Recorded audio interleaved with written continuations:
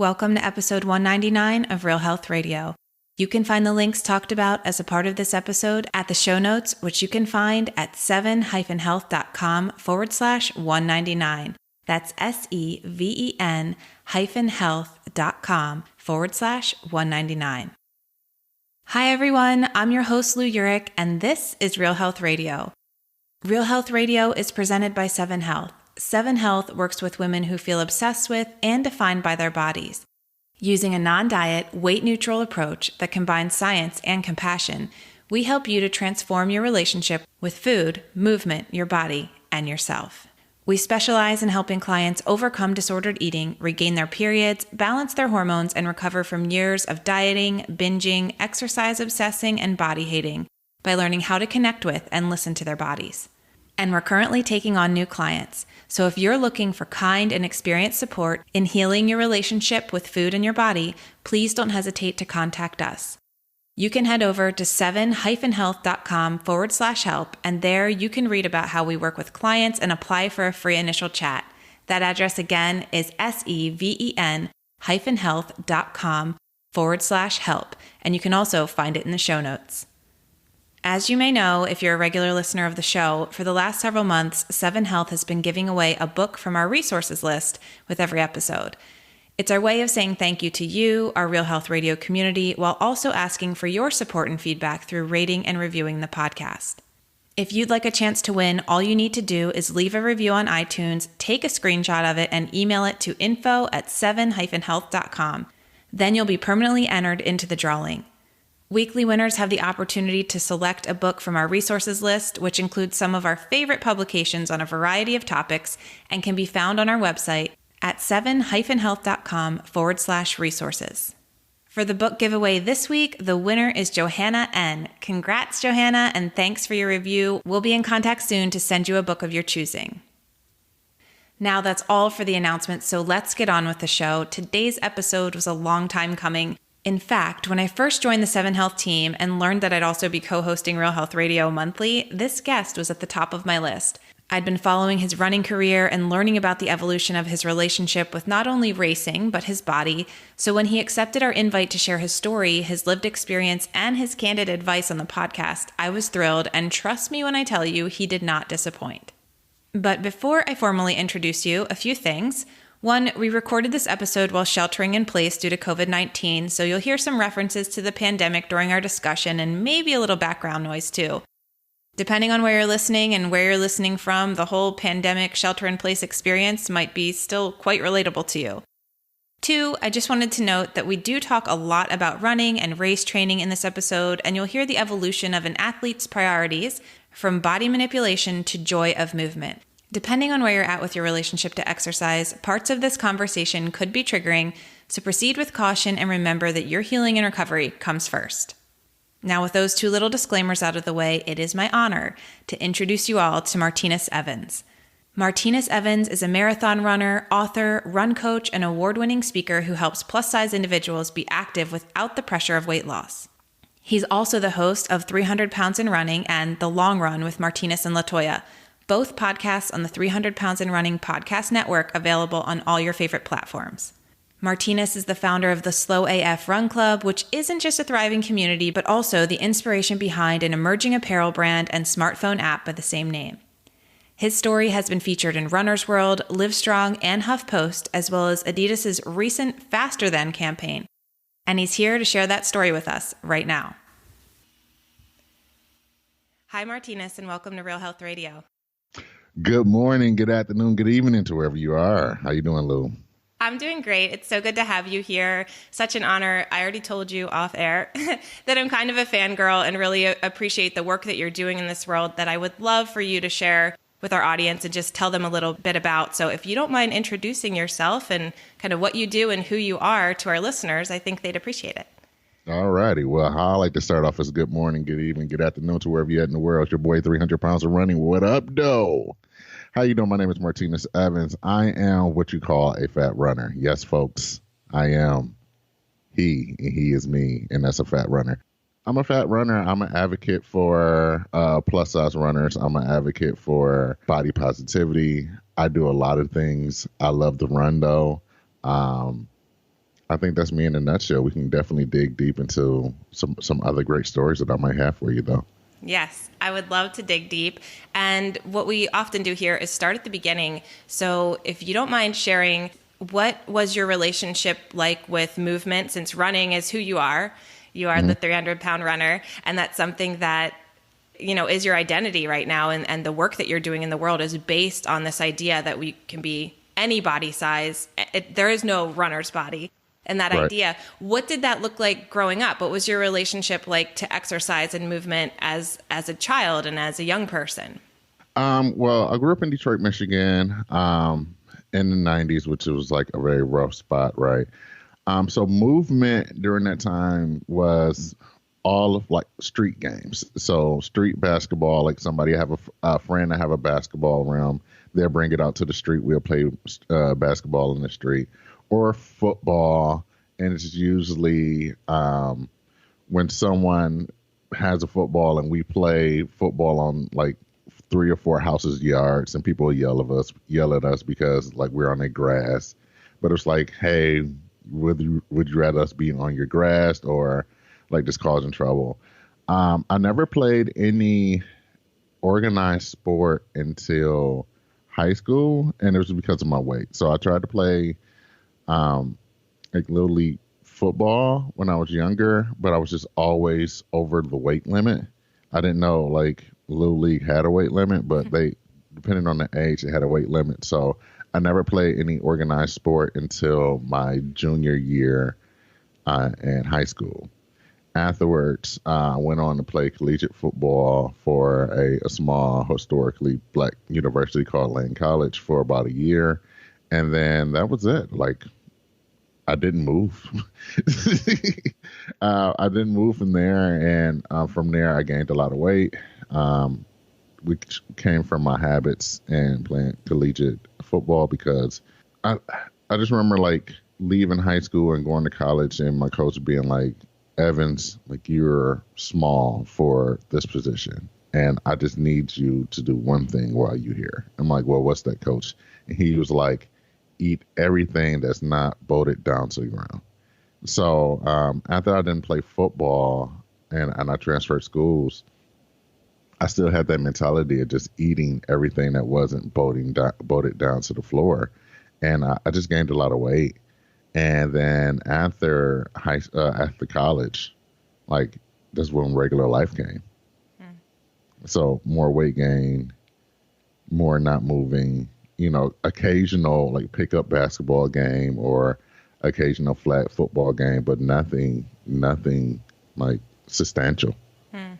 Yeah, and you said you ended up gaining a lot of weight when you had this position in football, and it was just a part of the position was you had to be of a certain size. Well, it was suggested that you had to be of a certain size, but I know you had experiences because I've read a lot of your articles and I try to keep up with you. And so I know you've had experiences even as a child of being a kid in a larger body.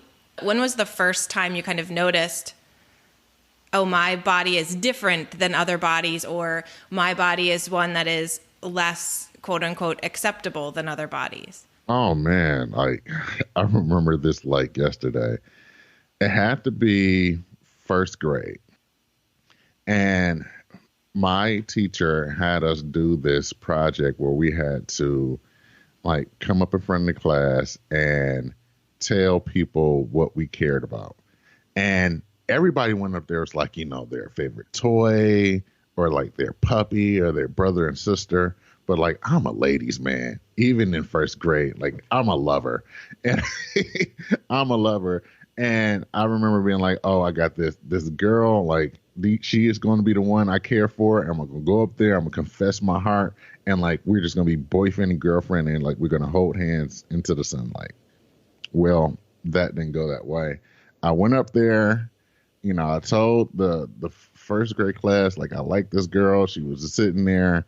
And like, as soon as I got done, she was like, ew, like, I don't like you. Your titties are bigger than mine.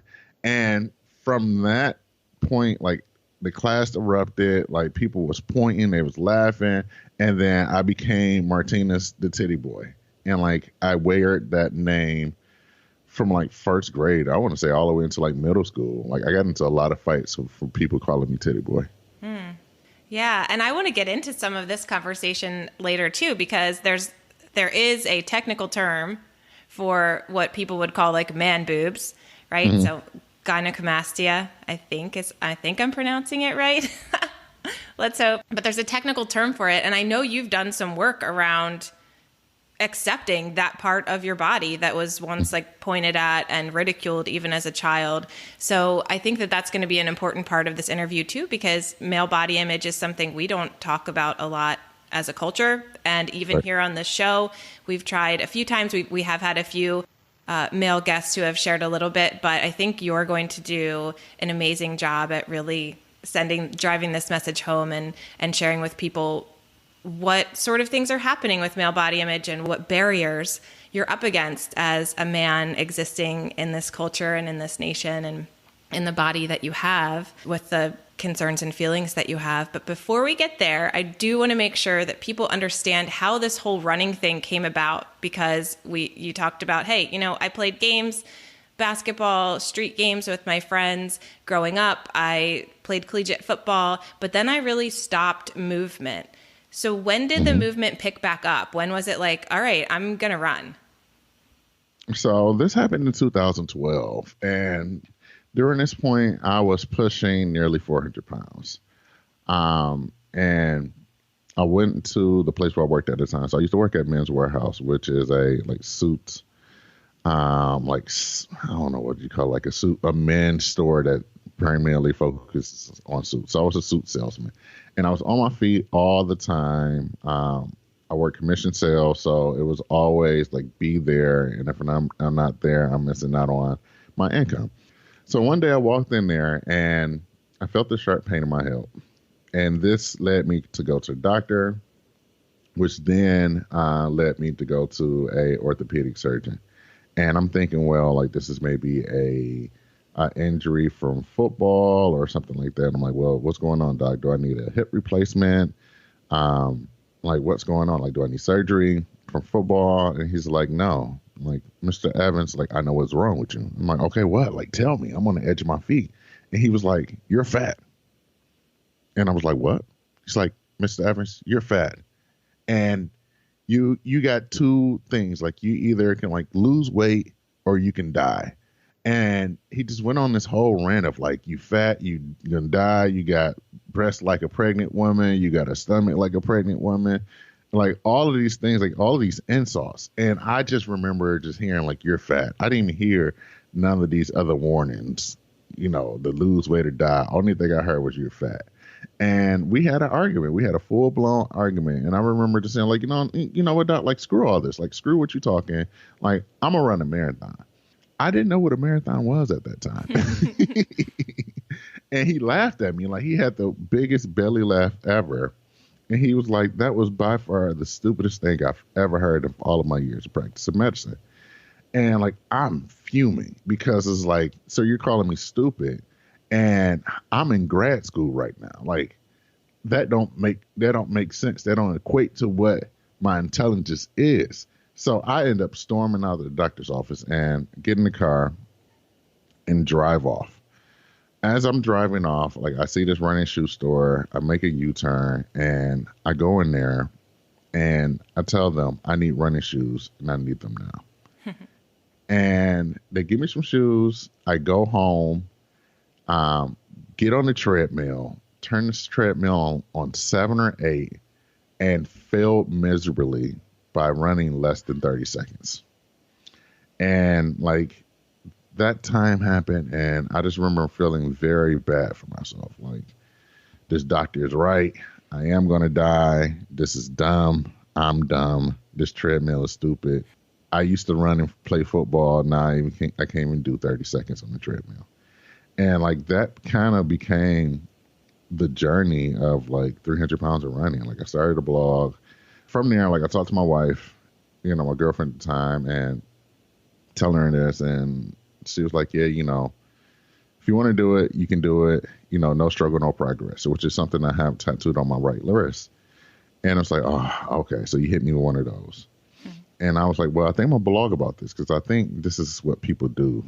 And she was like, I don't care. Like, you going to do this or not? So started 300 pounds of running and just went back out there and just went day in and day out of just trying to complete Couch to 5K, which was the first day, which was like literally run for 30 seconds, walk for a minute. And like every day, day in and day out, I'll just go and like try and couldn't make it and try and couldn't make it and try and couldn't make it until eventually I completed the first day.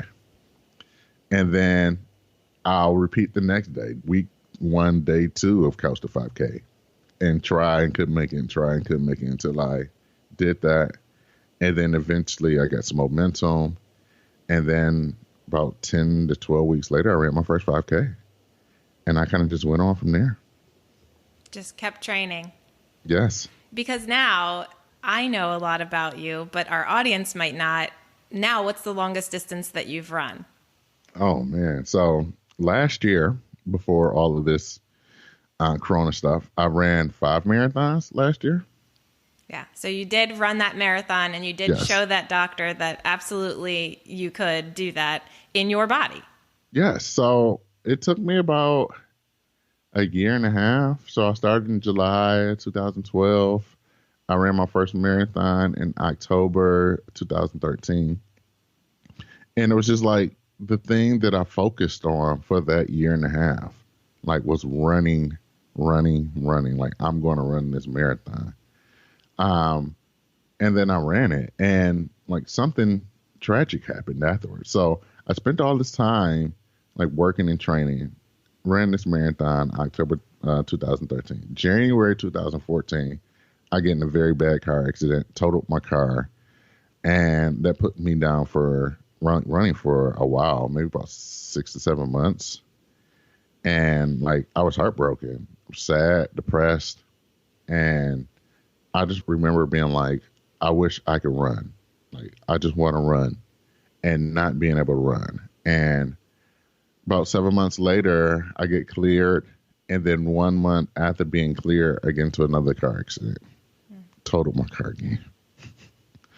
So, like, I'm down from running and being on top of the world, being impressed, to like just being on the couch at 300 pounds and on the couch. And that took me until maybe 2015 of like getting healthy and things of that sort, gained weight back. But during that time, the only thing that I really wanted to do was run. And like that's more or less where my philosophy changed. Whereas, you know, when I initially started, it was like run this marathon, lose some weight. And from there, I just remember when I got healthy again, and how all of my friends and family was like, well, are you going to get back on this weight loss kick? Like, you going to get back on this weight loss kick? Like, you look better when you lost weight. Because I did lose about, like, close to 100 pounds, like, the first time around. Just running and, like, watching what I eat and things of that sort, or at least trying different diets. I lost, like, nearly 100 pounds. And with the car accidents, like, I gained all that back and more. And family members was like, well, are you going to lose weight again? Like, what you gonna do? Whereas, you know, they looked at me gaining all this weight was like the biggest failure. Whereas me, it's like my biggest failure is like I can't run anymore. Like I want to run and I can't. And I remember just telling myself over and over again, like, if I'm able to run again, I'm going to focus on how much running brought me joy versus like trying to lose this weight. Because I remember like being 100 pounds like lighter and not being any more happier. Right. Like I wasn't any more happier than I was when I was running, right? So that's what I focused on. Like I focused on running and the joys that running did, running in my body, accepting what I had to give to the world, accepting what I had to give to myself, and just went on this rampage of running as many races as I can, filling up my calendars with many races as I can, to what you see now, like where last year I ran 5 marathons in a year. And a whole lot of other races in between there too. Oh, right? Absolutely. Yeah. Last year, I probably ran about 30 or 40 races. That's amazing. I love this story because it's this idea of like the doctor essentially challenged you, and sounds like a really mean doctor, by the way, to be so uncaring and also not practicing logical medicine, because some of the things that he was saying to you about your body size, we don't know about weight. Weight isn't indicative of health conditions. You could have had something else going on orthopedically with you, but they weren't even going to look at that because they were focused on your weight, which is such a misfortune, but something that happens all the time to people in larger bodies. But it's so interesting that you had this like, well, I'm going to run a revenge marathon, essentially. But it sounds like there was a time when weight loss was also one of your motivations. And it was these accidents and recognizing that you had just simply the joy of running that shifted your motivation. But how did it make you feel? You talked about what your friends and family were saying, but how did it make you feel for people to right away be like, well, aren't you going to lose weight again? Are you going to lose weight again? When are you going to get smaller? What does that feel like to somebody who's done this amazing thing, taught themselves how to run from like nothing to being able to run marathons, and who then went through an accident where their body was broken and harmed and had to heal itself, and then only to hear like, oh, we need you to take up less space? It felt like I was the biggest contradiction in the world. And here's why. And I ain't even getting to this. I have a bachelor's in exercise physiology. I have a master's in health promotion, which is like a subset of public health. And I focus primarily in like disease prevention, weight loss, and things of that sort. And also during that time, I was working as a clinical research assistant at a medical school in one of their weight loss labs. So like we can talk about this whole thing of like self-hate, where my whole academic career initially after I graduated high school was really about like losing weight and like how I was going to take everything that the scientists have to give and use that on myself. But during that time, like I just felt like crap. Like I just felt worthless. Like, who is this dude that I, lost 100 pounds? I work at a weight loss lab, like giving people like the clinical, like administering people like clinical, like knowledge, right? And like I am slowly inflating like a balloon in front of them, right? So much so that the main researcher like even asked me, hey, like, is everything all right? Like when you first came here, you was this weight, but you've been slowly gaining weight. Like, is everything all right with you? And like having to like break down and be like, well, I got in these car accidents. I can't move like I want to. Like all I want to do is run. And like running is my thing. It's my mechanism and I can't even do it. And her just being like, interesting. So none of this really matters to you then, right? It's just, I'm just here for like, look, Martinus lost his weight. Martinus, tell your story on like how you lost your weight. To now, me being in the forefront of like this weight loss study and, helping people and inspiring people to like being more in the background where I'm just data entry. Hey, I never knew that. I never knew that your work was in weight loss before this too. So like my whole life was like entangled into this. And it really took me like years of therapy just to even find out, right, that the reason why I did all of this is because like I hated what I seen in the mirror. So you had to work through that body acceptance piece. And what does it look like now in terms of you had been working in weight loss, you shifted your motivation to say, no, like this is not a weight loss journey. I'm going back for the joy of running. This is something that empowers me and uplifts me personally, and I want to keep doing it. I'm curious to hear, like, where do you fall in terms of weight now and the way people in larger bodies are stigmatized and this idea that everyone has to get smaller? I'm assuming that shifted as your life has shifted, but I'm just curious to hear. I think it's ridiculous, right? Because a lot of people put all of these things, or like the blanket thing is like, well, since you're fat, you're unhealthy. Right. Or since you're fat, it's bad for your heart. And since I have the knowledge to go through this, right? Like, well, excuse me, sir. Excuse me, skinny sir, ma'am. Please tell me, how is it bad for my heart? And they just like, well, I don't know. It's just bad for your heart. Like, all the research says it's bad for your heart. And it's like, interesting. Do you know about comorbidities? What's that? Okay. Do you know about risk factors? What's that? Or like even the whole thing is like, well, running is bad for your knees. Like all of that pounding, like you got to lose weight first to start running. And it's like, interesting. Like, can you tell me the functions of osteoblasts, osteoclasts, and osteocytes?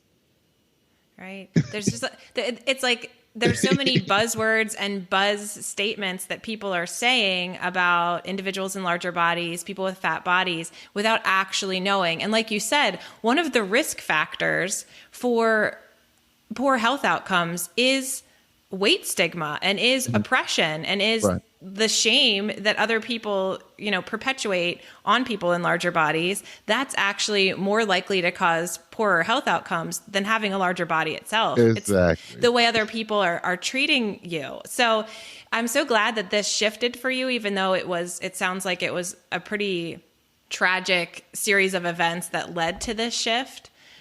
So now you're running for joy. It's not a weight loss journey.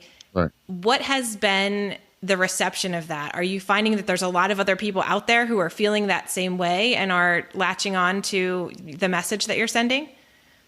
Absolutely. So I even think about my online community that I have. It's called the Slow AF Run Club. And like, it's more or less one of the safe places that I created for myself and for other people to come out there and socialize with other runners and it just be about running. Like, it don't have to be about your weight. It don't have to be about how old you are, like none of the things. It's really about running, right? So, like, I have 2,000 people in there right now. And, like, that just shows that there's 2,000 people in this world who believes the same thing that I believe, who, like, realizes that it's really about the physical activity and it's really about finding joy into the things that you want to do. And like, if you lose weight, you lose weight. But if not, like, we're not going to punish ourselves and we're not going to demean ourselves about like our fitness. And it's a lot of like switching, like a mindset switching to say that, even I had to go through this. And I had this thing to say, well, weight is not going to drive like how much and how far I run. Like, the distances. Like, if I want to run a marathon, I need to train for a marathon. I'm not going to get on a scale and be like, "Ooh, well, I lost 15 pounds. I ain't got to run that 15 miles that I got to do." No, like, I still got to run that 15 miles. Like, regardless of my weight, I still need the time on my feet to run these marathons. And like, having that mental switch to be like, me losing weight or me gaining weight doesn't change the distance I need to run to train for whatever distance I'm training for. Period. It don't matter how skinny you are. Like, you can be 100 pounds and try to go out there and never run a day in your life. You're not going to go run a marathon that day. Like, it's just not going to happen. It don't even make sense. So when you start to talk to people in that way, like, people get it. Like, oh, I guess you're right there. Like, if I need to run a marathon, I need to train for it, regardless of what my weight is. And it's more of that. And it's more of like, all right, well, how can we build this mental grit? And, being a fat person, like, we've always been set up for the disappointment, whether it's clothes, whether it's weight, whether it's food, whether it's people judging us.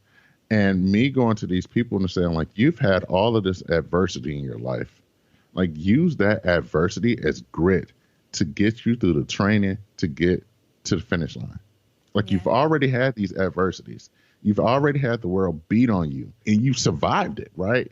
Use that as the grit and the motivation to get you to the finish line. I really like that, and the idea that it's about the training. It's not about your weight. It's something that we tell clients all the time, this idea that we're going to work on healing your relationship with food and with movement and with your body. And then whatever happens to your weight is really more like a side effect. So whether you gain weight, whether you lose weight, whether your weight stays the same is really just a side effect of you doing the thing. And in this case, the thing is running the race, running the marathon. Right. In our case, it's healing your relationship with food and body. But in general, that same idea is true, is that the weight's going to do what it wants to do. And the body is so smart and so complicated, and it makes a lot of decisions that we cannot control, even though we think that we can. And so what we can control, like you said, is the grit to run this race. Or if you're, working with Seven Health and us here at Real Health Radio, it's the grit to heal your disordered eating behaviors, to heal the yo-yo dieting, the negative body image. That grit has nothing to do with the size of your body or how much space you take up in the world. The same as what you're saying, like the grit to run a race. I love that. I think that that's such an exciting way to view running. And I'm just wondering now, just wanting to know a little bit more about you personally. What's your motivation like? Well, now it's kind of weird because I don't even know if I announced this, but we're in the midst of COVID-19 lockdown. So lots of things are changing in terms of training, but what is your motivation right now? Is there a specific race that you're feeling really excited to train for? Is it a specific mileage or pace that you want to get? Like, where are you at right now? Oh, man. So with COVID-19, that threw a monkey wrench into like everything I really had planned. And one of the reasons I said that, I just had a campaign with Adidas to come out recently, right? And with that, they asked me if I wanted to run the Boston Marathon. So I was invited to run Boston Marathon. And training for that, I was super excited and just ready to go. And then, bam, COVID-19 punches the world in the throat. Like, it just throat punches everybody. And Boston Marathon is now postponed into September. But I also have Berlin Marathon. So it kind of worked out in that way. Just trying to just flip the mental switch to say, I thought I was going to have like these big marathons, and I still do potentially. So that's what my focus is on now. And one of the things I've been telling my community is stay ready so you don't have to get ready. COVID-19 is not going to be here forever. And we still have opportunities to get outside. We still have opportunities to run. We still have opportunities to be active. Like, eventually the world will get back to normal, or what the new normal is. And if you are just sitting around and like feeling the panic, running is a great way to help you release some of that steam. And then the other thing is that most of us still have races on our calendar. I know they're getting canceled or they're getting pushed back, but we still have races. So why not stay ready so you don't have to get ready later on down the line? That makes a lot of sense. And that's more or less the hashtag we got in our community is hashtag stay ready. Because one of these days, the risk for COVID is not going to be what it is now. And races are going to continue to come back up. And how about it just makes more sense to just stay ready for that race. If you had a half marathon last week and it got canceled, you still half marathon ready. Still train as if you training for a half marathon, because eventually it's going to keep coming back up. Yeah. And so this leads to my next question, which is a lot of people are still feeling a lot of disappointment right now with plans being canceled. And in this case, we're talking about running and races, and some big races like the Boston Marathon getting canceled or postponed. How else, or how are you maybe dealing with the disappointment? I hear you're staying ready, which I think is great, and continuing training if that's going to be a stress reliever. But how do you help people deal with the disappointments that come with training for and planning for races? Because sometimes there's injuries or cancellations, or the weather isn't what we'd like it to be in those situations. How do you stay positive? I don't know if staying positive is the thing. It's more of practicing pragmatism. And what I mean by that is that there's always going to be a race. There's always going to be another race. Mm-hmm. And if you had a bad race, guess what? You can sign up for another one and run a better race. And I go into some of my own personal experiences of, even for me last year, I ran the Berlin Marathon, and it was a tough race. It was humid. The sky opened up and rained, and then it got breezy and cold. and like I was just still out there. And I remember talking to some of the volunteers and some of the people who was driving the SAG vehicle to even say, hey, like I'm not giving up, but I want to know, like, am I going to be able to finish the race? And they tell me yes. So I get to the last 200 meters, the point two, I can see the finish line. I see the numbers and it's barricaded. So like they wouldn't let me finish the race. They made me go through like the exit of the finishers village because there's like no more races. And like I remember just feeling so helpless and hopeless because I remember telling them like, hey, like I'm a runner, like I need to finish the race. And like him and his like very thick German accent is like, no, no more, no more, like race over. And it's like, no, but I'm still running the race, pointing to my bib and everything. And he's like, no, like race village. And just be feeling like just so defeated, right? But it was during that time where like I just used that for the race that I had the following next week. Like I had another race, I had a half marathon, and that like that disappointment that I had where I was like, I don't know if running is it, I'm going to be done, but I still got races on my calendar. And then the next race, PR my half marathon time, my 5K time, all that, because I was still ready. Like I stayed ready for the race. Like I was already trained up. I had ran Berlin the week before, so I was ready. And that's what I tell, the individuals in my community, as well as the people that I coach, is that we're all going to have a bad race. Like we all are going to have a bad run. But what makes it better is when you can go back out there the next day and say, all right, in spite of this bad run, I'm still going to give it a go. And like your performance be like the best performance that you've had in a long time. Yeah, or that reminds me, and we'll link to it for the listeners here, but there's a video circulating somewhere out there of you running the Big Sur marathon. Yes.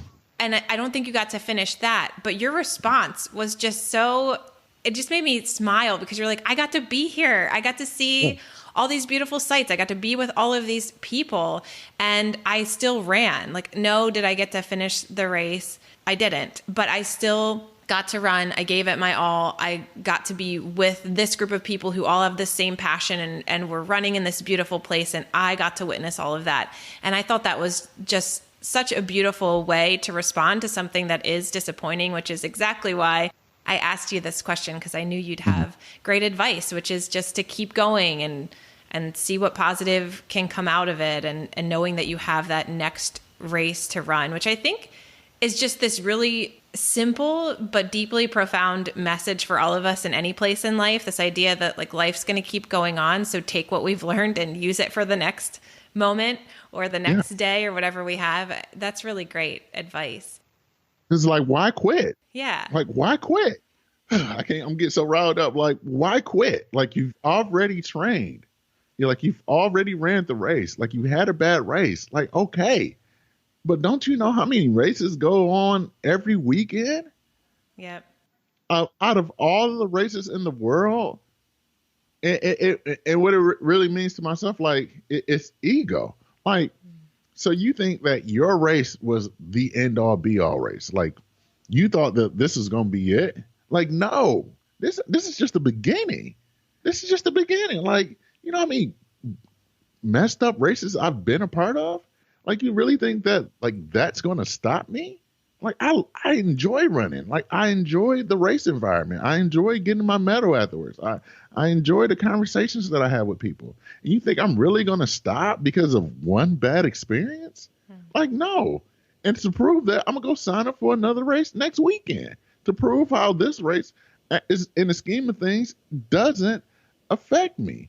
It's a blip. It's a blip. And of all the things that we have on in our life, right?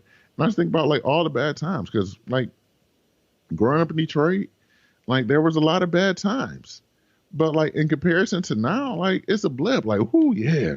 And like these are just stories that we can just have with other running friends, like of like I want to say Impression Olympics, but like war stories. Like, woo, like I remember that one time, like I was running Berlin or I was running Big Sur. And like, whoo, that mountain was huge. But I remember just seeing Big Sur like up close and personal. Like there's this one spot where you can't even park, but you can walk or bike. And I did it during a race of like 50,000 other people there. Okay, I didn't finish. But I have memories, like I have memories that is greater than the medal because of running that race. And like once you get past a certain amount of like races like I do, and it's like you have all these medals hanging up, you know, each medal has their own story. Or if you're Martinus, you just stand naked in the photo holding all your medals and post it on Instagram. Everyone go. Look. Or that. But you're right. You have all these medals, and the ones that you don't happen to get, you have a story behind it. And so even for Berlin, like I didn't finish Berlin. I was heartbroken. I trained for 152 days just for Berlin. Like I know the day, 152 days. I trained for Berlin and I didn't make it. And sometimes like what we don't understand or we fail to get is that sometimes it's that failure that takes us on to the next level. Like maybe this is my Beyonce in Star Search moment, right? Like Beyonce was on Star Search and she lost to Skeleton Crew. And like, you don't even know who the hell Skeleton Crew is anymore, but you know who Beyonce is. Or like Floyd Mayweather and like him losing at the Olympics and like not getting an Olympic medal, but he go on to be 50-0. Like sometimes like those losses and failures is what drives us to be like, all right, forget this. This is it. I feel this feeling. I understand it, but I don't want to feel this no more. And I'm going to train so I don't have to feel this feeling anymore. Mm-hmm. And like, that's the grit. That's the grit, right? That's that thing that keeps us going versus being like, oh, like running's not for me. I'm going to quit. Like, no, it is for you. But sometimes we have messed up situations, no matter how hard you try. Like, think about it. Beyonce. Like, Beyonce lost to a group that we've never heard of anymore. But she's Beyonce. And maybe it was because of that loss that she had that turned her into Beyonce. Yeah, totally. I love this because you're talking about running, but you're talking about all of life. Yes. The keep going, the grit, yeah, maybe we failed, but what are we going to do tomorrow and the next day and the next race? Such good advice. But what's also coming up is that these conversations around these barriers that are in the races against people who are slow runners or in larger bodies. I mean, one of the barriers obviously is they'll shut down the race apparently before all the runners are done. Absolutely. But what else have you experienced that are these barriers, these outside of what you can do or how you're training or how you're running or how you're doing the race? There's these other things that can get in the way, again, which is totally indicative of life in general as well. But in the race setting, besides early closures before everyone's finished, what other things do the people at the back of the race have to deal with and endure? Oh, man. We're going to need another 2 more hours. I think the most impactful one is running out of water or running out of cups for water. So much so that I've had this happen to me too many times that most races I carry like a 3-liter backpack, like Camelback full of water.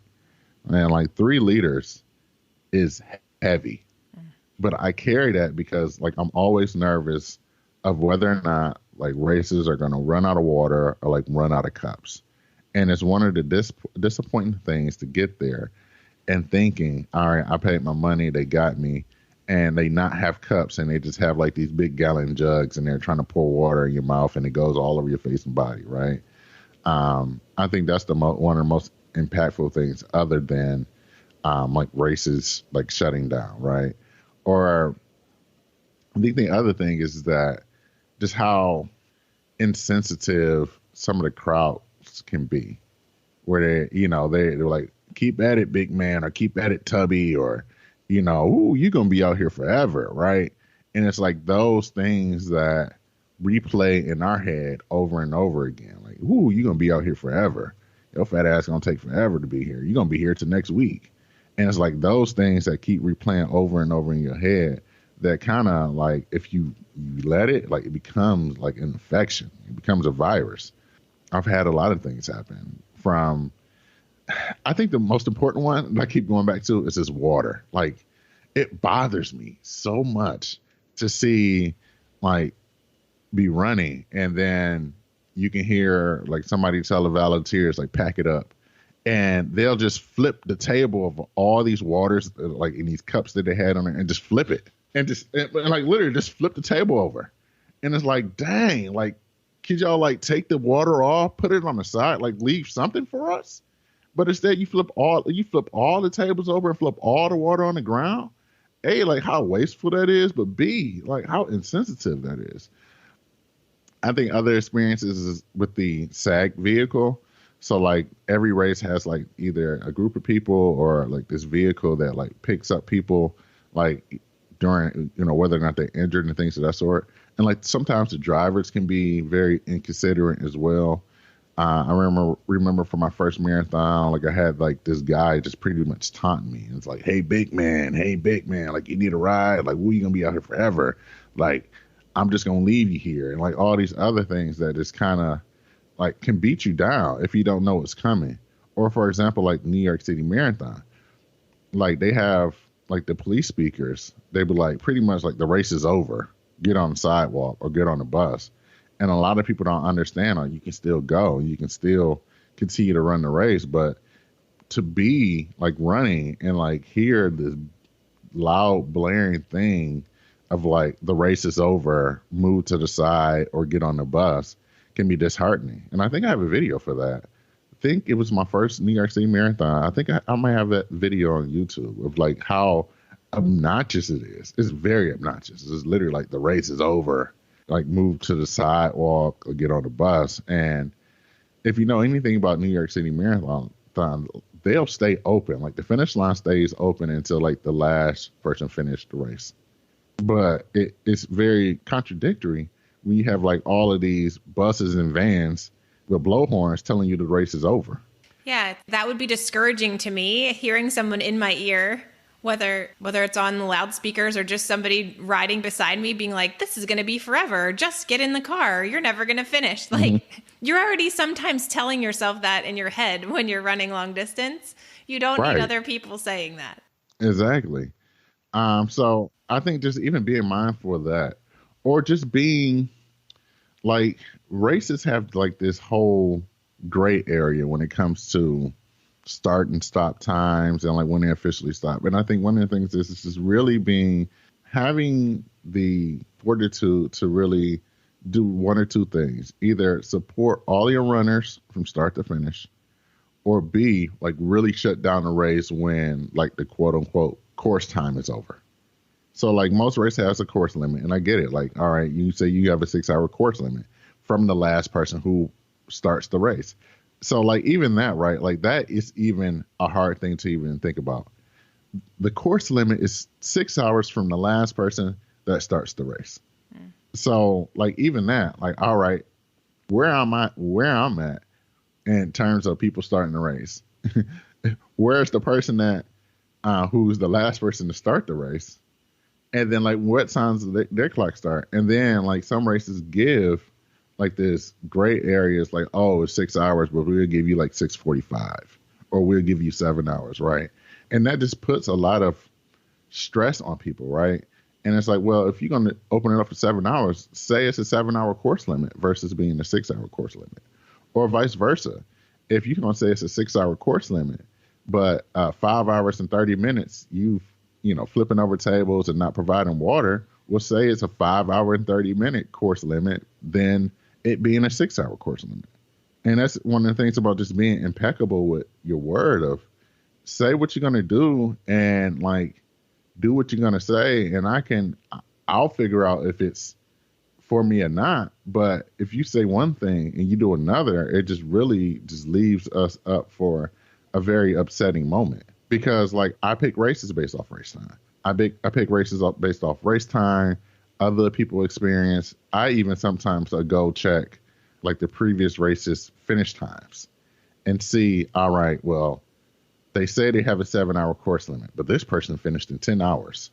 Like, they're on the books as official finisher for 10 hours. What happened? Were they were they in the last corral? Did they get an early start? Like, what did they do? Right. And I have to be like, pretty much like an investigator, right? To really think about these things. They're like, all right, I'm going to run these races. I'm trying to minimize the bad experiences that I have, even though I know they're going to come. I'll still be prepared for it anyway. But like, how can I use this historical data for my benefit to say, okay, this is my pace time. This is where I usually run. And historically, this is how far like they let races or like let finishers go or runners go. It's a lot. It is a lot. And that's why I'm sure it's so beneficial to have a group like yours, your Slow AF Runners Club, right? Where people can all come together and share this information of what races were more friendly to the people in the back, what races were harsher, what things do you need to look out for if you're running the New York City Marathon? Like, hey, tip, you can keep running, even if they tell you to get on the bus. Those are the things that probably people don't know unless there is, well, now you have an app too, right? So you have a group and an app that can help to inform and connect people so that you can all kind of share this information together because you're looking out for each other. It doesn't really sound like the race community at large is looking out for you. No, they're not. And as much as like most races, I would say it's the 20% that affects everybody else because like we've had bad experiences. Like I had a person that I interviewed on my podcast who got lost. Her first race ever, right, was running a half marathon and ended up running 18 miles because they picked up the mile markers and like the little barricades or whatever, right? And she made a wrong turn and she ended up in a bad part of the neighborhood. And like people like offered her, like tried to sell her things, tried to give her bus fare, like all of these things. And she ran 18 miles instead of 13. And like that was a heartbreaking and defeating thing for that person. And it happens every day at for most races. And I just don't understand, like, why can't they support the people that they want to support, right? Like, to be fair, here's the thing, right? The elites is what brings like the coverage to the race. But the people in the back of the pack, the people that are in the middle of the pack, with paying for race entries by raising money for charity and things of that sort, like that's where the money comes in at. Because if that's the case, they'll just have races where it's just the elites out there. Right. And also you're in the back and you've got this gig with Adidas now. I saw the video, loved it. And you're going to get to run the Boston Marathon whenever it happens. So it really isn't just the people in the front, but I understand what you're saying. Like economically, I think they go where the money is. Right. But humanity is everywhere. Exactly. That's the tough thing. And you said something else about like taunters or people kind of like on the sidelines talking to you and saying how this is going to take forever and making comments about your body. And it made me think about this topic that I brought up in the beginning a little bit, which is this idea of a runner's body.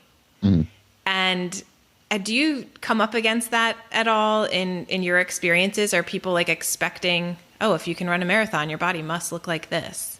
Absolutely. It's one of the reasons why I don't read the comments on most things that I post or most things that are posted about me. Because if I did, I'll literally, my life work would be arguing with people in the comments that say, well, if you run all of these marathons, well, why is he still fat? Because body diversity is a thing, people.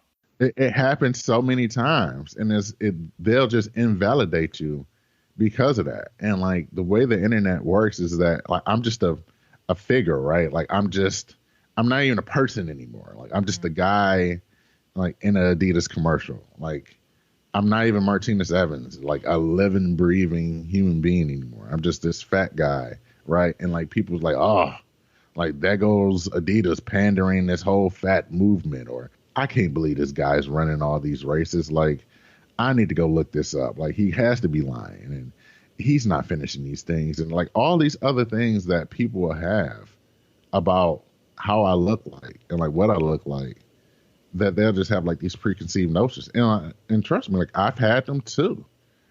Like when I first started running, like one of the things I kept telling myself is that I never seen a fat marathoner. I'm like, yeah, like that fat marathoner is going to start running. He's going to run he's going to run a marathon. He's probably going to lose some weight. But by the third and fourth marathon, he's not going to be fat anymore. Like that was even a conversation I've had it for myself, right? And it really took me like these years and like all of these life experiences and car accidents and things of that sort to be like, no, I can do a lot of things in this body. Like I can run marathons. Like I can jump and do heel clicks. And like most people can't even do that, right? Like I can do things with my body that most people can't. And it's hard for the internet off of one 30-second video or a minute video or whatever to like realize that like, oh, like this guy can really do it. So what do you recommend? And I want your advice here because we have a lot of clients who find themselves trying to heal their relationships with their bodies and food. So they're eating more, they're gaining weight, people with eating disorders or who are experiencing disordered eating. And one of the things, if they're runners, that's really, really hard for them is this concept of, well, then I'm going to lose my runner's body. So I've got to continue to control, or I've got to continue to overwork and underfeed myself because I want this runner's body. What advice do you have? Because obviously, just like so many others, your co-host on your podcast and so many people that you're running with and that are a part of your community, there is no such thing as a runner's body. A runner's body is a fallacy that the diet industry created to make you feel like you need to be this way. It's a hard thing to like, it's really just having this conversation like, yo, are you an elite Kenyan who practices in the mountains and runs? Like, right? Like it's really about this genetics, right? And like what the world puts out there is this quote unquote runner's body. And being like simply, like if you run, you are a runner. And whatever body you have, that's your runner's body. Point blank, period. And it might even be like oversimplification, but it's really that simple. If you run, you're a runner, and every body you're in is your runner's body, period. And if you are in the back of the pack, or if you are like running these races, you'll see so many people of like different backgrounds, diversity, and things of that sort, that you'll really get to realize this whole runner's body thing is truly something that they use as propaganda. Yeah. And the reason why I said that is because I'm in the back, right? Like my first race, I lined up as the last person, like behind, because it was like a community 5K. I lined up behind the moms with strollers with dogs tied to them. Because I thought a mom with a double stroller with a dog tied to them was going to run faster than me. And I've been training for a 5K for 10 weeks, right? And then it really hit me like when that gun go off and like you're passing people and you see all the different people that you're passing, you see like, oh, like I can do this, but B, it's really about my physical, like what I can do physically. So do you get a lot this idea that like, oh, good for you, you're running, you're going to lose some weight.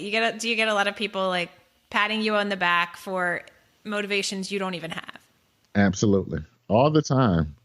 Like, oh, you're running, good for you. Or it's to the point now where it's noise because it happens so much. Because initially it's like, oh yeah, like thank you, like I have the conversation, but it's really like, oh, good for you, you're trying to lose weight. Or the other thing is like, oh, this is your first marathon? No. And me be like, no, like this is my 5th one this year. What? Like, yeah, it's my 5th. So still those preconceived ideas of if you're out there running in a larger body, it must be unto getting a smaller one or because this is your first one. But really, that's not the case. There's all different types of bodies and physical abilities out there moving for the sake of moving. Exactly. And like, that's the thing that I'm just trying to practice, right? Like this whole notion of being physically active. We already know by the science, the data, that being physically active is one of the best things that you can do for your body. Even if you don't lose weight, like period, moving is one of those things that help with your depression, anxiety. It helps with your blood. It helps with, blood pressure, cholesterol, like all of those things, like moving, getting your body up to a certain amount temperature when you start to sweat, like does your body good. And a lot of people be like, oh, like you're just promoting obesity. And it's like, you're wrong. Like I'm trying to promote physical activity here. The fact that regardless of what you weigh, what size you are, like you need to be moving, period. Move your body. That's what I'm promoting. Yeah, I love that. It's not about, you're not promoting a specific body type. You're promoting that all bodies can move in ways that they find joyful or exciting or interesting. And that's the point. That's the whole idea of like health enhancing behaviors have nothing to do with what happens to our weight, but has to do with what it does to our whole person in terms of health, like you shared. Right. Personally, what are some barriers you see with people when they want to start running? Because I think, we've talked about the barriers that happen in races and we've talked about all of that, but there's these personal barriers too. And you may have encountered them. I mean, you had some revenge behind you when you started running, but I think it's hard for people to go, oh, I've never run. This is really scary. What sort of barriers are there or fears are there that are stopping people from just taking that first lap around the block? I think the number one barrier is the social support they have at either at home or in their regular circle, right? Mm-hmm.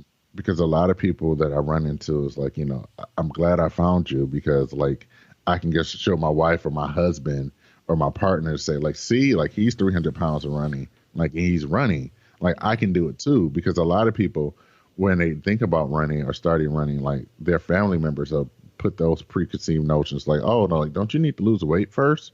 Like I heard running is bad for your knees and like all these other things like, oh, like you might hurt yourself if you start running. Versus like flipping that and be like, oh, okay, like give it a shot, try it out. So I would say like that's the biggest one, or like the starters that people have is that preconceived notions that their inner circle have, that people where they know, like, and trust, or think they know, like, and trust, that they'll put in their head that, oh, running is bad for them and they can't do it until they lose 30 or 40 pounds first. The other thing that they're running into is that they've had some trauma around like physical activity and like they're working through that to say like, oh, like last time I ran, I was in high school. It was for, I don't know if you remember like the presidential like physical activity test where you had like run a mile, stretch and all that stuff. I was born in the 80s, so I remember that. Yeah.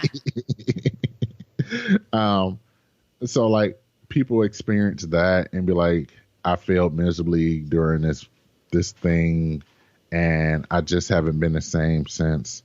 So like getting to them, like talking to them in a way of like, yo, you can do this. Like what you're doing is a great thing. Like, and just providing that positive reinforcement because they have so many negative reinforcements around physical activity.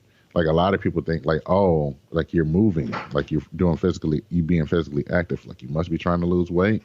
And then when they don't see that scale move, like they get in their head like, oh, like what is all this for? Like I'm breathing hard, I'm uncomfortable, I'm in spandex, and I'm doing all of this, and the scale is not moving. And like to even have that conversation with them to say, hey, like even though the scale is not moving, like you're still doing your body a lot. You're doing your body good. Mm-hmm. Like don't let people think that if you're smaller, like you're healthier. Like no. Yeah. No, like you don't know what they got going on. You don't know if they're a smoker. You don't know if they got high cholesterol. Like it's a lot of things that are like silent killers that a lot of people just don't realize. And they just see a fat person or, a larger person and just think, oh, they just got all these things. Right. Oh yeah, totally. So I would say like those are the top three. Their family, friends telling them they can't do it because they can't lose weight. The previous trauma they might have, or the thing of like, I'm active, I'm trying to lose weight and I'm not losing weight. So like, why should I even do it? And I think the last one is just the whole mental thing of what they read, what they see about running and them thinking, oh, I'm not a real runner because I run intervals. Like this is one of the biggest things that I have in my community. It's like, oh, Like, but I had to stop. I run for a minute and then I stop, like, and then I walk for 30 seconds and then I run again. Like, but I don't feel like I'm a runner anymore. Like, I'm not a runner. And it's like, well, but you ran for a minute.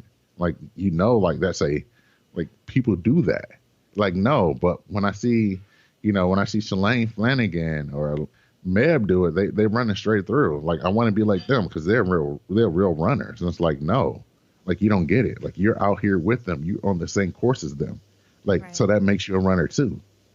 A lot of it that I hear you saying is a lot about shifting perspectives. Yes. And shifting even maybe the motivators behind it. Mm-hmm. That's good advice. Thank you. I'd love to talk about male body image now. It's something that I think you have a unique perspective on because you are a man, you are a Black man, and you are a fat Black man. So you have a lot of these different experiences to speak on where I know in like your HuffPost article, and I might just read this part of it because I loved it so much, but you shared that traditional American masculinity does not permit men to admit their physiques are less than ideal. I wondered what would happen if men felt safe enough to be open about their insecurities without fear of violating the unspoken rules of masculinity. Would we be better at accepting our body's flaws? And by doing so, could we get closer to acknowledging many ways to be healthy? I just love that whole paragraph there. And it leads to a lot of questions like, what are the unspoken rules of masculinity and what are the flaws and experiences maybe that you've come up against personally that you could kind of speak to this?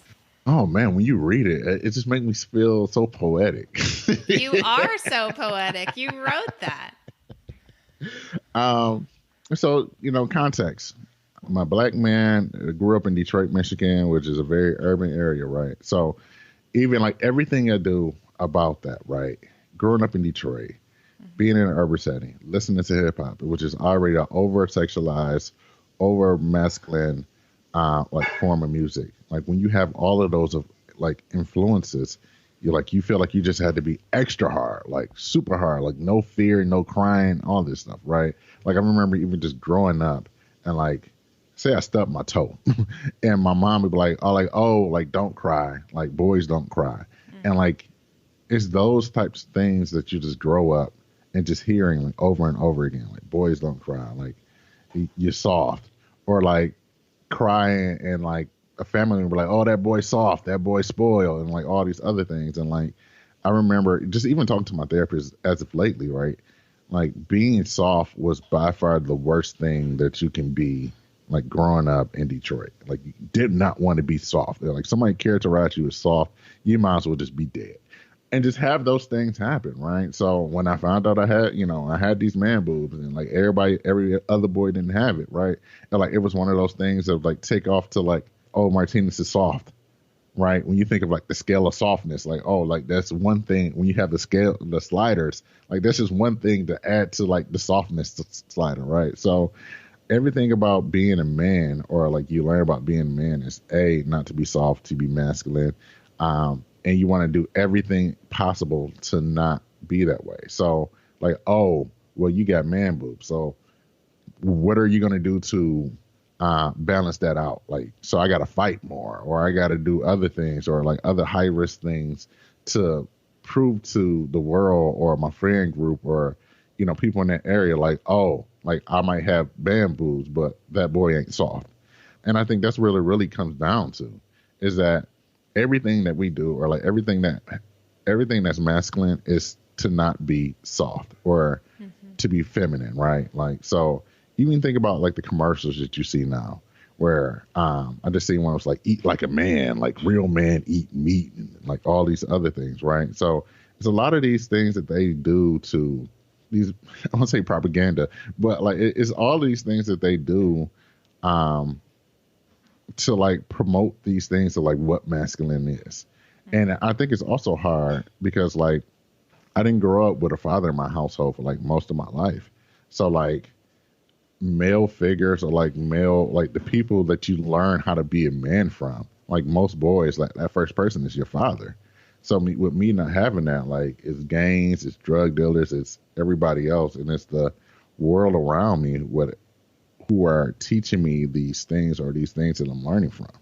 So I don't know if I answered your question. no, it was actually, you did great. I was really trying to lean into like, what are some of those rules of masculinity? And the one that you said over and over again was this idea of like, don't be soft.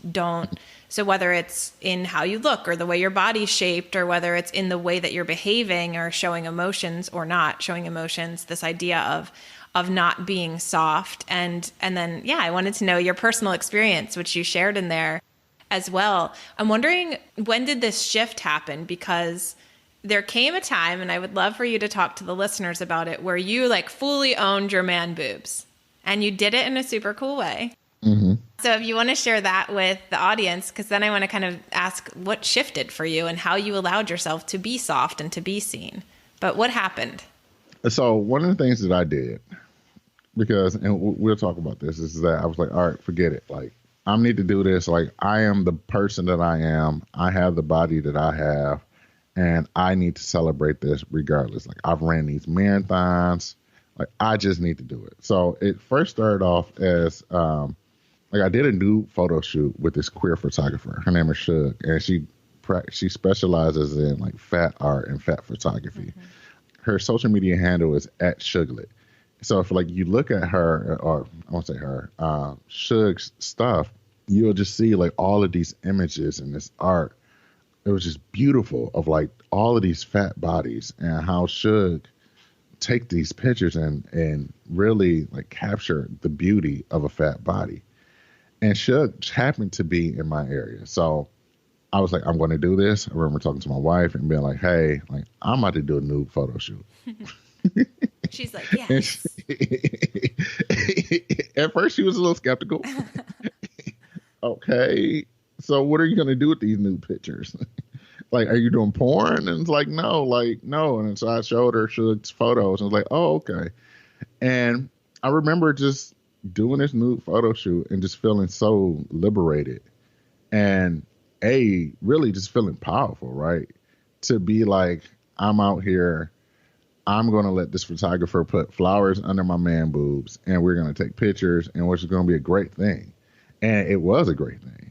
And that then led me to work with other artists who also specializes in like body positivity. So I work with Trina Mary, and she does a lot of like camouflage painting, where she literally like paints a person into like the background, the forefront, or things of that sort. And having this conversation with her, and also getting body painted in the nude, you know, in the forest by a waterfall, and like random people just come by and like talk to a naked black man being painted, was it's one of those experiences that you'll never forget. But it's those types of experiences that also made me feel like I'm creating art. Like, I'm an artist. I'm creating art. I feel powerful, and like my body is beautiful. And those are the things that I did. And so do you feel like making the decision to have those photo shoots and kind of show up in your body and let it be what it was what shifted your view of self and your allowance, the way that you've allowed yourself to be soft and show up in the world? Or was that already sort of happening before you took the step of the photography? It was an inkling. So like I first started off with just me taking pictures of myself topless. And maybe I post a couple on social media and talk about how like my man boobs affected me. But I think doing the first nude photo shoot was like, all right, I'm all in. Mm-hmm. And I'm going to be into the utmost ability. So like there was some toe dipping, there was some dabbling, but you know, you can still toe the line of like, I don't know. But once I did the nude photo shoot, I was like, oh yeah, I'm in. Like, this is it. There's no going back. And I think photography is a really beautiful way to practice body acceptance. Again, like you said, I love that you offered this. You were taking pictures of yourself. So whether you're like taking a selfie or you're seeing what a photographer has captured in their lens of you, it allows you to step back from being in your body and actually look at, like, step away from it and look at it and go, that's me. And this is how I'm taking up space, and practice that acceptance of it that I think is really hard to do when we're just like in our bodies and in our heads living our lives.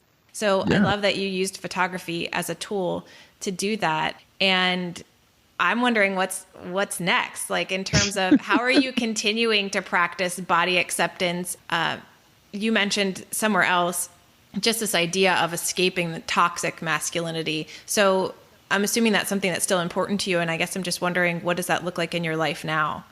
Before I get there, one of the things I also wanted to add was, so during this whole photo shoot with me talking to Shug, and some of the things that we even talked about was like, all right, like I want to show the softness of you as well as like still having this masculine side, right?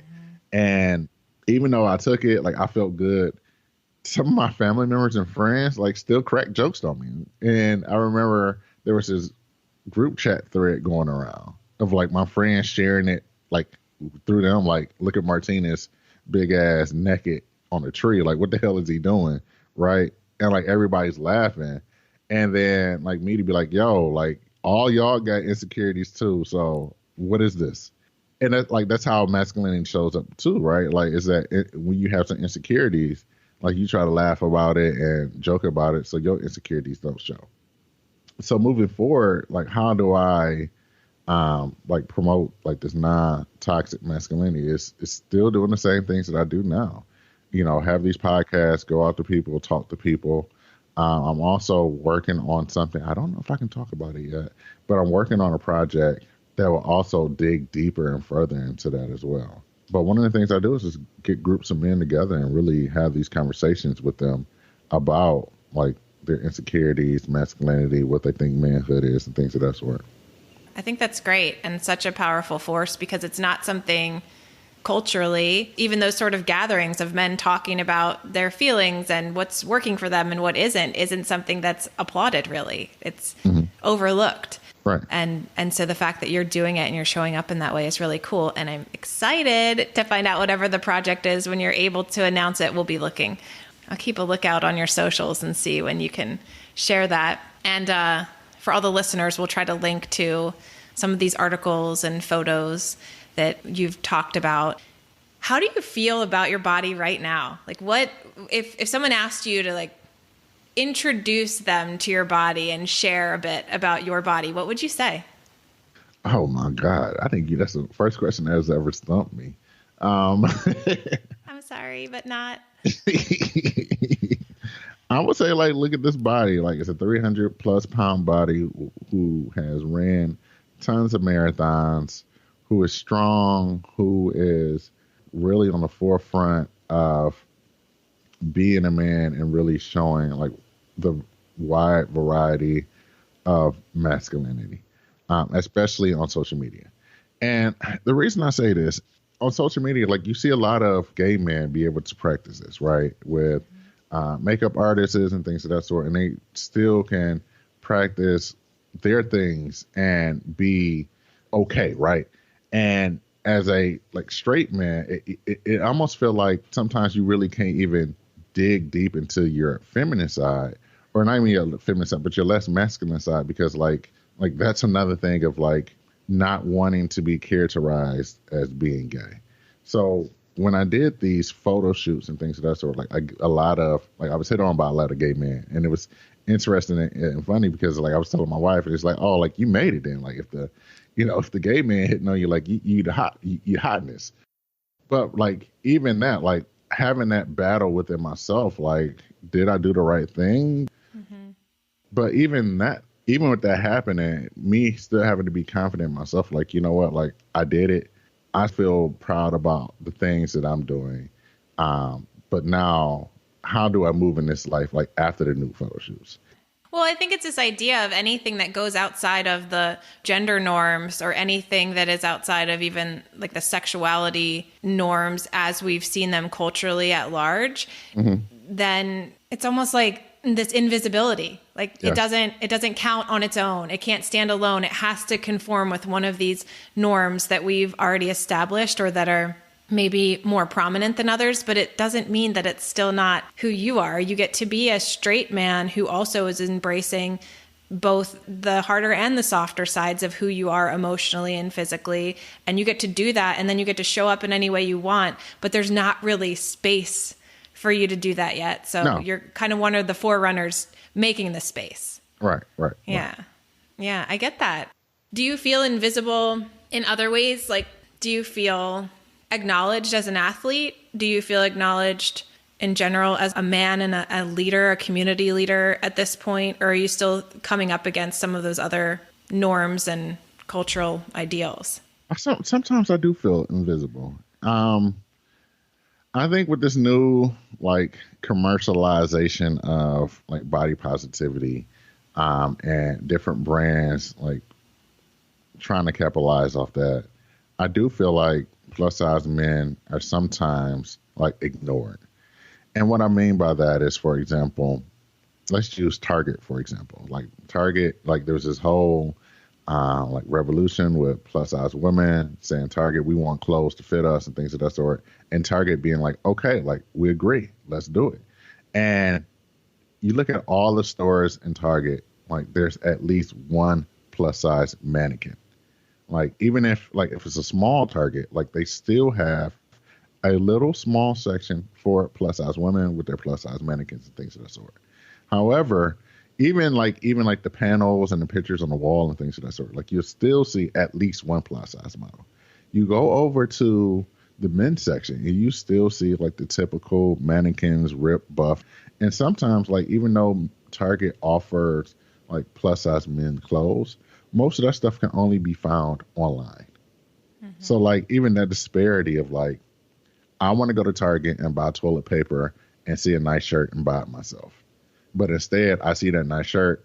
I ask the associate, hey, you got this in my size? I'm like, oh, no, you're like, you got to buy plus size men stuff online.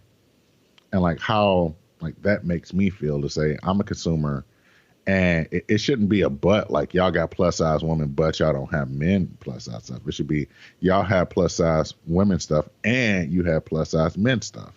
And I just feel like some of the places and some of these brands don't necessarily see it like that. And I almost feel like they like pandering to plus size women. And like, that's cool. Like more clothes and options for them, because like women has been through a lot, especially with like being over sexualized. And like, we just go through like all the litany of like oppression like women has had, especially when it comes to clothing. Like I get it, like more clothes to them. Great. I'm with it. And we need clothes too. It's no but, like plus size women need clothes and plus size men need clothes. And I feel like sometimes brands don't necessarily see it that way. Like I remember when like the Nike mannequin came out, and like that was a whole thing where, you know, plus size women shouldn't be working out and things of that sort. And I was celebrating, like, great, plus size mannequin with Nike clothes on. Great. Where's the plus size men stuff? And it's interesting, just with all these sports brands, that most of these sports brand like sponsors like athletic teams, football, basketball, and things of that sort. And like they have it for like the athletic side, but they don't have it for the leisure side, right?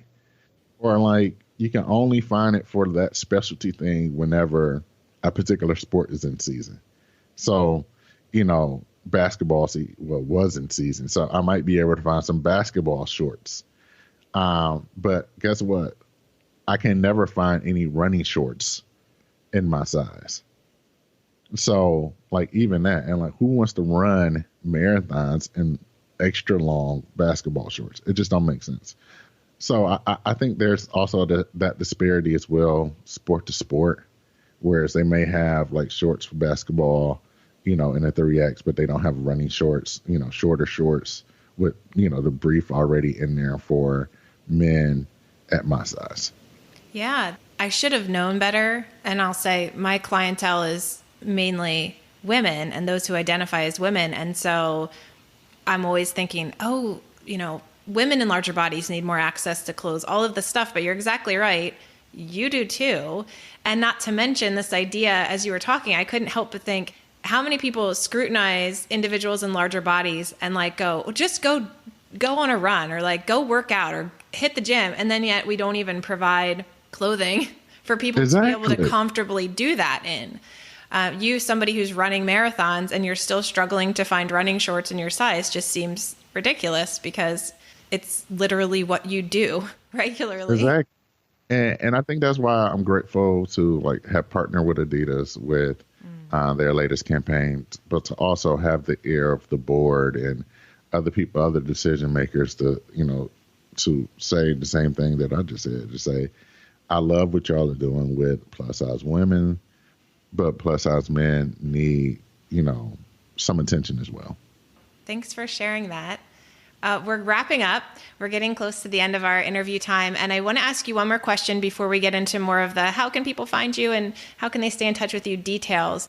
And I guess that question would be, in thinking about you and your story and following you now for months and kind of knowing who you are, or at least what you share publicly and online, and having our conversation today, you're somebody who really, I can tell, makes it his mission to be your authentic self and own your truth, run your truth, live your truth as often as you can.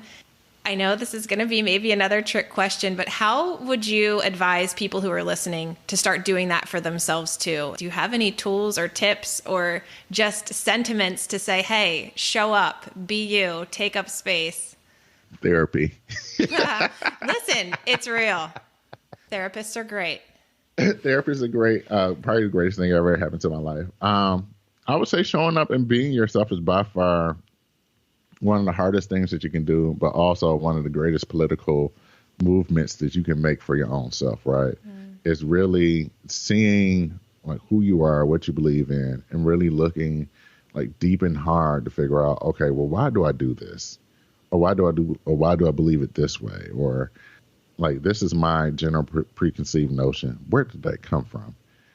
To really like get a grasp of who you are, what you think you are, and where you want to be.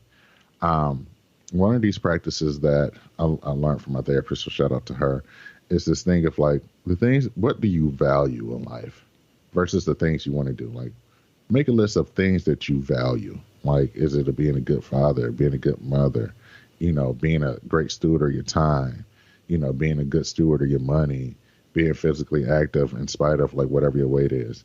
And like making that list and like using that as like your compass for your movements in life, like using your values as a compass for your actions in life. And I think that's one of the biggest, it's the greatest thing that you can do, but it's also hard because there's a lot of things in life that you want to be like, I just want to move this way, but it's not in line of like your compass. It's not in line with your values. And like, that's where real growth happens, where you can understand that I want to do this. It does not align with my values. Well, what's going on? Why do I still want to do this anyway, even though I know it does not align with my values? Yeah. And I would say that's probably the most simplest and hardest thing that you can do. Yeah.